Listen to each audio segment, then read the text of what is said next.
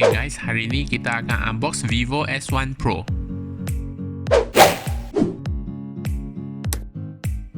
Lima bulan lepas Vivo dah launch Vivo S1. Lepas tu sekarang dia launch pula version baru Vivo S1 Pro.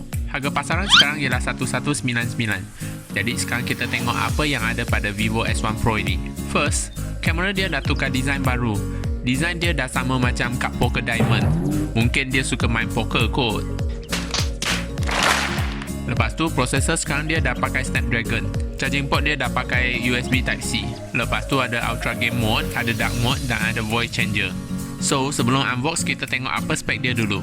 Display dia 6.38 inci. Dia pakai Super AMOLED screen. Memory dia 128GB dan 8GB RAM. Kamera belakang dia pula 48MP main kamera, 8MP ultra wide angle, 2MP macro kamera dan 2MP bokeh. Selfie camera dia pula 32MP. Prosesor dia pakai Snapdragon 665. Bateri dia 4500 mAh.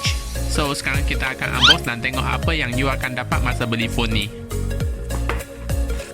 User manual, warranty card dan SIM eject, transparent TPU case, USB Type-C cable, phone, charger 18W dan hands-free. Tu je. Kat sebelah kanan ada volume button dan power button. Kat bawah ada mic, USB Type-C dan speaker. Dekat sebelah kiri ada tempat letak SIM. Kat atas ada second mic dan 3.5mm punya headphone jack. Kat belakang ada logo Vivo dan tulisan Design by Vivo. Sekarang kita akan tengok apa app dan function yang ada dalam phone ni.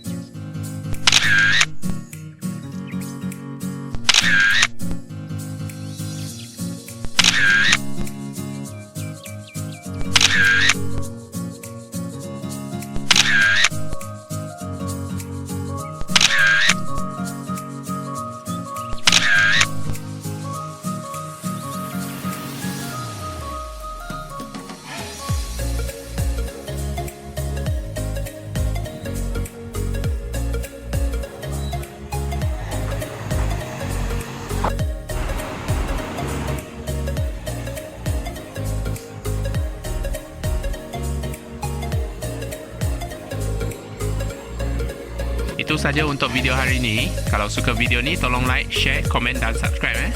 Bye bye and see you in the next video.